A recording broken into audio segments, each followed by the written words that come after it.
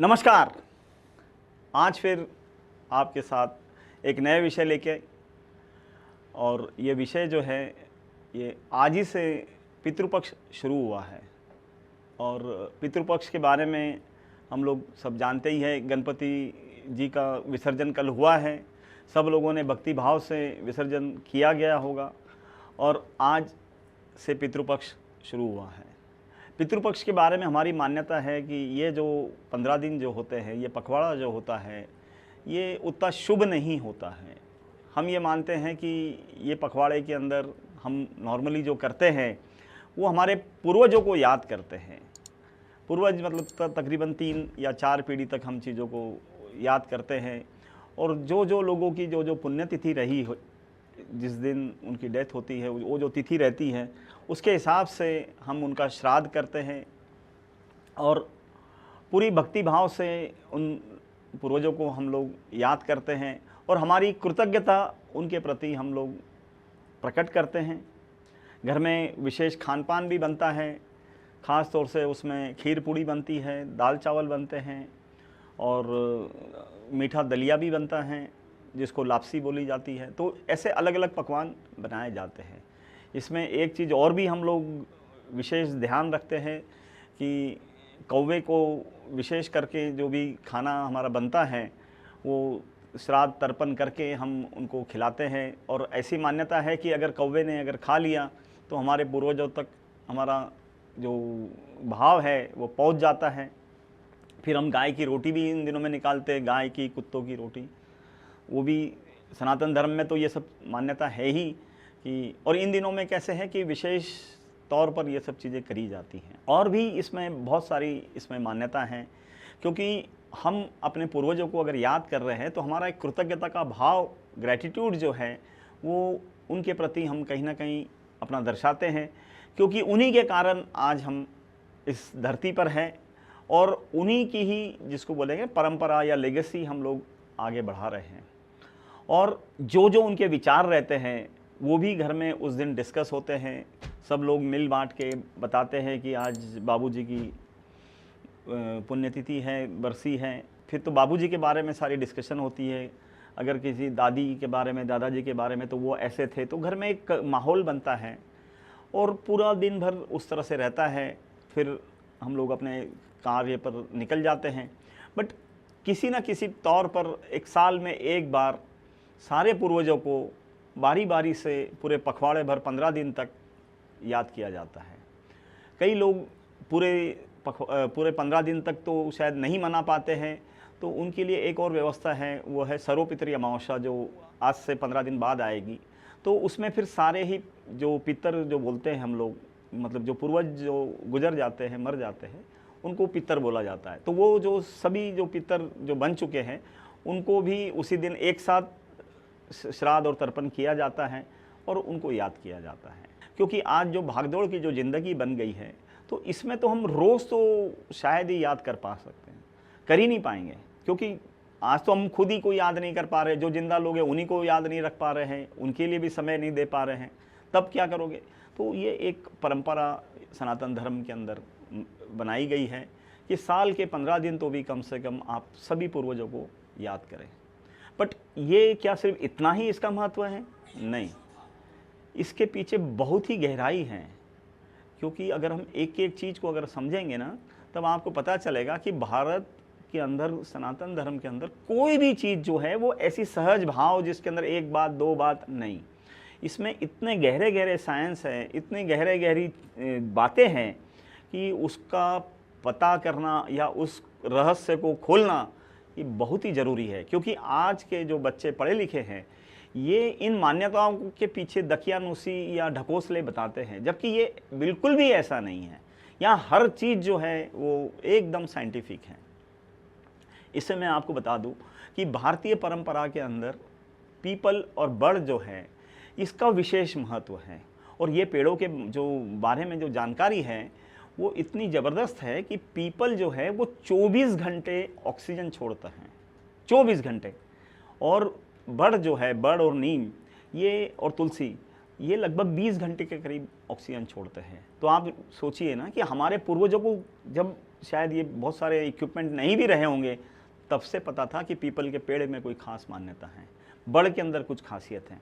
But इसके बारे में आपको पता है, इसके बारे में ऐसा है कि इसकी कहीं से भी कोई टहनी काट कर या आप इसके बीजों को या जो फल है ये लगाकर आप ये पेड़ नहीं बना सकते। आपने देखे होंगे कि पीपल का पेड़ या बड़ का पेड़ कहीं दीवार पे उग जा रहा है, कहीं चौथे माले के और पांचवें माले के ऊपर, कहीं आपके मुंडेर के ऊपर उग जा रहा है। ये कैसे हो रहा है? ये ऐसे हो रहा है, उसके बारे में आप समझें। इन दिनों में हम लोग कौवे को स्पेशली खीर खिलाते हैं और उसको जो खीर पूड़ी जिसको बोलते हैं हम लोग, वो अक्सर खिलाते हैं।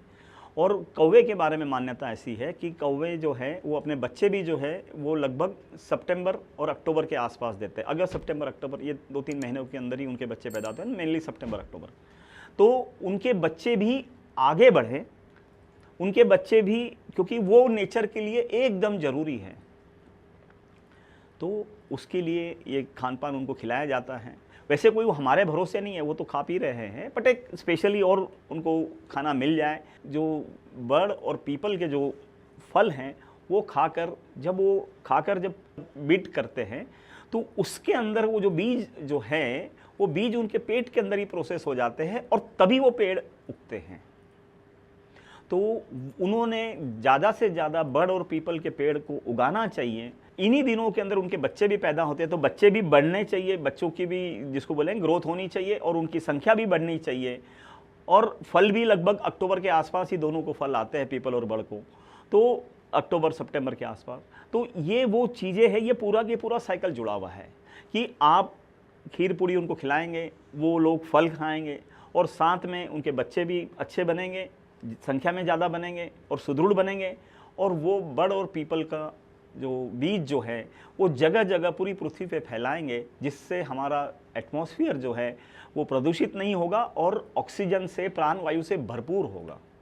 और ये इसी के अंदर होता है। फिर आप बोलेंगे कि क्या यही अकेला एक मान्यता है? नहीं, समय की कमी के कारण मैं 2-3 चीज़ें ही आपको बताऊंगा, तो ये एक चीज़ जुड़ी हुई है। और हमारे यहाँ पर ये मान्यता है कि अगर खीर पूड़ी अगर कौवे ने खा ली तो हमारे पूर्वज तक हमारा भाव पहुँच जाएगा। तो उसी साथ साथ पर्यावरण को जोड़ा गया है, उसी के साथ साथ पेड़ को भी जोड़ा गया है, प्राणवायु को भी जोड़ा गया है, प्रदूषण को भी जोड़ा गया है। तो ये बहुत ही गहरा साइंस। भारत जो है वो कृषि प्रधान देश है। कृषि प्रधान देश है मतलब यहाँ पर सारी की सारी जो अर्थव्यवस्था है वो फसल और कृषि आधारित रहेगी। और इन दिनों में आप अगर देखोगे भारत के अंदर तो फसल जो है वो खेत के अंदर लहरा रही है, क्योंकि मानसून लगभग अब जाने की स्थिति में है और फसल जो भी है सबको अपने फल फूल जो भी चीज़ें, जैसे अगर आपने कपास है तो कपास के भी फूल आ चुके हैं, सोयाबीन है तो सोयाबीन के भी फलियाँ लग चुकी हैं। इस तरह से जो भी आपने फसल लगाई है वो लगभग सब लग चुकी हैं, बट अभी कटी नहीं है। अभी आप ये समझिए कि फसल जो है वो अभी खेत के अंदर है, कटी नहीं है। तो अभी आपके पास पैसा नहीं आया है, क्योंकि पैसा तो तब आएगा जब फसल पक जाएगी और फसल की जब तोड़ाई होगी और तोड़ने के बाद में जब फसल मंडी में जाएगी तब पैसा आएगा। तो ये वो जो पीरियड है कि जहाँ पे फसल तो लग चुकी है, समझ में भी आ रहा है कि इतनी फसल इस बार होगी, फसल अच्छी होगी, बुरी होगी या जैसी भी होगी, इसकी एक आकलन जो है ये तो हो चुका। पर होता कैसे है कि जब तक फसल हाथ में नहीं आती है तब तक पता नहीं चलता, क्योंकि कई बार कैसे होता है कि मौसम जो है, मौसम का तो भरोसा नहीं किया जा सकता है, बारिश का भरोसा नहीं किया जा सकता है, रोगराई पड़ जाती है, कई सारी चीज़ें हो जाती हैं, कई बार फसल के रेट गिर जाते हैं। तो होता यह है कि ये सिचुएशन ऐसी है कि ये एक जिसको बोलेंगे कि फसल अभी गर्भ में है, कि आपको अभी पता नहीं है कि फसल जो है जो दिख रही है वो पैसे में कन्वर्जन कितना होगा, पैसा कितना बनेगा, कितना आपके घर में पैसा आएगा। तो इस तरफ इस टाइम पर आपको थोड़ा बहुत जो है वो संयम बरतना चाहिए, क्योंकि जब तक आपके हाथ में पैसा नहीं आता है तब तक आपको पता नहीं चलता है। तो इसमें विशेष जो है ये जो 15 दिन जो पखवाड़ा जो है, जिसको हाड़पक बोला जाता है, कहीं पितृपक्ष बोला जाता है, इसमें ये मान्यता है कि कोई भी नया सौदा बिल्कुल नहीं करना चाहिए, कोई नई नौकरी नहीं करनी चाहिए, कोई नई खरीदी नहीं करनी चाहिए, कोई ज़मीन नहीं खरीदनी चाहिए, न सोना चांदी खरीदना है और कोई नया काम तो बिल्कुल ही शुरू नहीं करना चाहिए, कोई नई डीलिंग नहीं करनी चाहिए। नहीं तो कई बार कैसे होता है कि हमें ऐसा लगता है कि फसल आने वाली है, इतना पैसा आ जाएगा तो हम कोई ना कोई सौदा कर देते, पर तब आप फंस जाओगे। क्यों? क्योंकि अनिश्चितता बहुत ज़्यादा है। तब आपको ये 15 दिन आपको संयम सिखाते हैं। पहले तो मैंने जैसे बताया पूर्वजों के बारे में कृतज्ञता का भाव, फिर पर्यावरण के से जुड़ाव, और ये जो है ये संयम, आपका पेशेंस जो है वो बहुत ज़रूरी है। क्योंकि जब तक चीज़ें आपके हाथ में नहीं आती है तब तक वो आपकी नहीं रहती हैं। तो जब तक फसल आपके हाथ में नहीं आए तब तक आप कोई भी चीज़ जो है वो नई डीलिंग या पैसा आ जाएगा उसके भरोसे आप कोई काम कर लो या कोई ज़मीन खरीद लो, कोई विवाह के लिए कहीं कुछ पैसा खर्च कर दो तो, या खर्च कर देंगे, इस तरह का अगर हम डिसीजन ले लेंगे तो बहुत सारी दिक्कतें हो जाएगी। तो हमारे यहाँ पर जितने त्यौहार है, मतलब आप ये समझ लीजिए कि ये जो 15 दिन जो है ये आपको आपके पूर्वजों को याद दिलाते हैं, पर्यावरण के साथ आपको जोड़ते हैं, और संयम का भाव जो है वो आपके जीवन में बना रहना चाहिए। क्योंकि आप जब तक संयम से नहीं रहोगे, पेशेंस नहीं रखोगे अपने डिसीजंस में, आपको बहुत दिक्कत होगी और फिर पछतावा होगा। क्योंकि जब आपके हाथ में पैसा नहीं रहेगा और आपने कोई डिसीजन ले लिया तो फिर आप पछताओगे और फिर वो भोगना पड़ेगा। ये चीज़ें हमें समझनी चाहिए, और आज के युवा पीढ़ी को ये समझने की ज़रूरत है कि हमारी कोई भी चीज़ जो है वो ऐसे ही हम लोग अपनी परंपरा में शामिल नहीं किए हैं। बहुत गहराई से अभ्यास किया गया होगा और कई पूर्वजों ने धीरे धीरे धीरे धीरे धीरे एक एक चीज़ जोड़ी गई होगी। मुझे लगता है कि ये विषय पे आज इतना ही है। इस विषय पे अगर आपके कुछ सवाल अगर आए होंगे तो मैं देख लेता हूँ और कोशिश करूँगा कि मैं क्षमता के हिसाब से जवाब दूँगा। मैं स्टोरीज ऑफ विजडम पूछ रहे हैं, यदि पितृपक्ष के दौरान पूर्वजों को श्रद्धांजलि अर्पित करना इतना महत्वपूर्ण है तो क्या साल में बाकी समय में उनके प्रति हमारा कर्तव्य समाप्त हो जाता है? नहीं, बिल्कुल भी नहीं। आपका कर्तव्य, आपका कृतज्ञता वो साल भर उनके प्रति होनी चाहिए। पर होता ऐसा है कि साल के अंदर आप दिन भर काम कर रहे होते हैं तो उतनी व्यस्तता के कारण या आपके काम के अंदर आप जिस तरह से बिज़ी रहते हैं और अपने काम में ही मगन रहते हैं, और सब लोग अपने अपने कार्य क्षेत्र के अंदर मगन रहते हैं, तो कोई ना कोई ऐसा दिन जो है जहाँ पर आप उनकी जो पुण्यतिथि बोलते हैं उस दिन अगर हम उनको याद करते हैं तो एक जिसको बोलेंगे ना कि एक मौका बन जाता है, एक तरीका बन जाता है कि उस दिन फिर सारा घर ही जो है वो, अभी हम तो देखते हैं कि सारा घर ही उस दिन सब डिस्कस करता है कि बाबूजी ऐसे थे, ये बोलते थे, आज ऐसा था वैसा था, यहाँ वो बात, तो उस तरह से एक माहौल बनता है। और वो अगर घर में अगर बनता है तो कैसे होता है कि बाबूजी या जो भी हमारे जो पूर्वज है वो जीवित हो उठते हैं। क्योंकि आज तो हमारे इसमें जो हम उनको याद कर रहे हैं तो यादों में ही है, स्मरण ही है सिर्फ। तो वो एक दिन अगर स्मरण अगर हो जाता है, वैसे साल भर कर सकते हैं आप, बट कई बार अगर नहीं भी कर पा रहे कुछ लोग तो इस दिन याद करें, और सारा कुटुंब मिलके, सारे परिवार, यार दोस्त या आपके भाई बहन, ऐसे सब मिलके अगर याद करते हैं तो बड़ा अच्छा लगेगा आपको। जयप्रकाश जी लिख रहे हैं, क्या अग्रवाल जी सच में ये 15 दिन में कोई भी काम करने वो उल्टा हो जाता है? तो क्या हम हमारी डेली एक्टिविटीज़ जैसे खाना खाना, बाहर जाना सब ही बंद कर दे? ऐसा कुछ नहीं होता अग्रवाल जी? देखिए, मेरा जो कहना था वो आप थोड़ा सा समझिए। आज अगर आप मेरे बारे में पूछेंगे तो मेरी फैक्ट्रीज़ हैं और मेरे यहाँ वर्कर्स काम कर रहे हैं, स्टाफ काम कर रहा है। मैं कृषि आधारित काम नहीं कर रहा हूँ। कृषि आधारित जो काम कर रहे हैं, क्योंकि भारत की इकोनॉमी बहुत सारी कृषि पर चलती है, तो कृषि आधारित जो है वो लोग ये मान्यता को जरूर माने, और उनको मानना ही पड़ेगा, क्योंकि कैसे है, उनके हाथ में भी पैसा आया नहीं है। बट बाकी लोग जो हैं, जो कृषि पर डिपेंडेंट बिजनेस कर रहे हैं, उनको भी ये चीज़ समझनी पड़ेगी कि वो किसान को कितनी उधारी दे सकें, या कहीं पर भी जो किसान या खेती आधारित जो बिजनेस कर रहे हैं वो भी पितृपक्ष में जो जो बताया गया है, जैसे मैंने बताया कि आपका कोई नया काम ना करे क्योंकि पैसा अभी आया नहीं है, कोई नई डीलिंग ना करे, कोई नया बिजनेस ना खड़ा करे। बट बाकी जो लोग हैं वो लोग के लिए ये नहीं है, ये आप भी माने, क्योंकि हम भी अगर फैक्ट्री चला रही है तो हमारा कृषि से लेना देना नहीं है। हाँ, कुछ प्रोडक्ट हमारे कृषि आधारित हैं, वो अलग हैं, बट बाकी जो मेन जो बिज़नेस है वो उस पर कोई असर नहीं होगा। तो हम तो अपना काम कर सकते हैं, क्योंकि हमें क्या करना है कि जो जो हमारी मान्यता है उसको भी हमें साइंस के दृष्टिकोण से और हम पर क्या क्या लागू होगा ये भी हमें गहराई से समझना पड़ेगा। हमें यही जो दिक्कत है, हमारे यहाँ पर जो ढकोसला बोला जाता है, क्योंकि हम उसके पीछे की साइंस नहीं बताते, हम पर वो लागू होगा कि नहीं होगा वो समझना पड़ेगा। आज किसी का कपड़े का व्यापार है, उसका कृषि से लेना देना, क्योंकि कैसे कि जब फसल आएगी कपड़े का बनेगा तब उस पर अगर डिपेंडेंट अगर होगा तो रुके। पर बात ऐसा है कि आज अगर हमारी फैक्ट्रीज है केमिकल्स की है, उस पर नहीं लागू होता है। किसी का लोहे का काम है, लोहे का फैक्ट्री है या लोहे का कुछ भी व्यापार है, उस पर नहीं लागू होता है। तो ऐसे कई सारी चीज़ों पे, हाँ, अनाज का जिससे लेना देना है उस पर लागू होगा, क्योंकि अनाज की रेट क्या रहेगी, फसल कैसी आएगी, फिर आगे क्या होगा, तो उसको समझना है।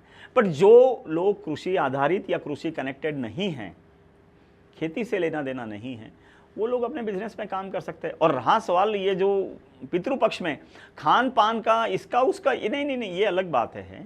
आपको सात्विक रहना है, साधारण सा खाना खाना है, वो तो बताया गया, पर ऐसा नहीं है कि खाना ही नहीं खाना, नहीं ऐसे ये नहीं है इसकी। और हमारी डेली एक्टिविटीज़ पे कहीं अफेक्ट नहीं हो रहा है। आप अपनी डेली एक्टिविटीज चलाकर आप अपने पूर्वजों को याद करें, यही इसका तात्पर्य है।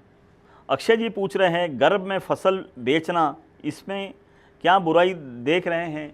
नहीं, गर्भ में फसल बेचने की बात नहीं है। वो तो आज का एक नया चलन पड़ा है कि खेत की जो फसल है वही बेच डालते हैं, या अलग अलग तरीके चालू हुए हैं। बात वो अलग तरीका हो गया। वो तो कैसे है कि फिर वो तो नो रिस्क नो प्रॉफिट वाला, कि भैया आपने फसल देखी और किसी ठेकेदार ने या किसी ने व्यापारी ने कोई फसल आपके देख ली और बोला कि भैया ठीक है हम इसके इतने पैसे दे देंगे, वो अलग मसला है। बात ऐसी है कि जो साधारण से जो किसान हैं, जो अपनी फसल को खुद बनाते हैं और फिर मंडी में ले जाके बेचते हैं, तो तब तक काफ़ी दिक्कत आती है, क्योंकि फसल जो है वो दशहरे के आसपास, दिवाली से पहले आती है, नवरात्र में और दशहरे के आसपास सब ये चीज़ें होती हैं। तो बात ऐसी है कि तब तक आपको संयम बरतना है, क्योंकि आपको भी पता नहीं है कि आपकी फसल कितनी आएगी, किस भाव में बिकेगी, कितना पैसा घर में आएगा। और इस बीच में अगर मौसम का बेभरोसा कुछ हो गया, कहीं रोग राई फैल गई, तब तो दिक्कत हो जाएगी। कहीं बारिश तेज़ आ जाती है, क्योंकि अभी बारिश का लौटना चालू हो गया है, कल उसका कुछ दिक्कत आ गई, तब आपकी फसल का जो पैसा आना है उसमें कमती आ जाएगी। तो वो बताया गया। रहा सवाल कोई फसल बेच डाल रहा है, तो फिर वो तो फिर जिसकी फसल है उसकी भी दिक्कत, हाँ, पर दिक्कत तो उसको भी होगी। बेभरोसे का अगर जो भी खेल अगर होगा, तो उसने भी अगर फसल खरीद लिया, वो ठीक है, ये एक तरीका है धंधा करने का, वो कर लिया, पर नुकसान तो उसका भी होगा।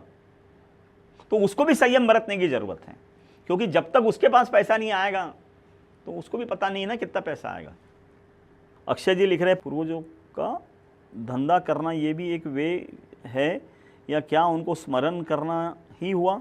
इनका ये कहना है कि जो पुश्तैनी धंधे हैं वो अगर आप कर रहे हैं, तो क्या ये भी पूर्वजों को याद करने का तरीका हुआ? बिल्कुल हुआ, क्योंकि अगर आप अपने पूर्वजों ने जो चीज़ खड़ी करी है उसी को अगर आप आगे बढ़ा रहे हैं और उसको धंधे में या जो भी खेती बाड़ी है वो उसको और बढ़ा रहे हैं, तो आप अपने कहीं ना कहीं पूर्वजों के प्रति कृतज्ञता भी व्यक्त कर रहे हैं, और उनकी जो परंपरा है वो आप आगे बढ़ा रहे हैं, तो उनको तो फिर आप रेगुलर याद कर रहे हैं।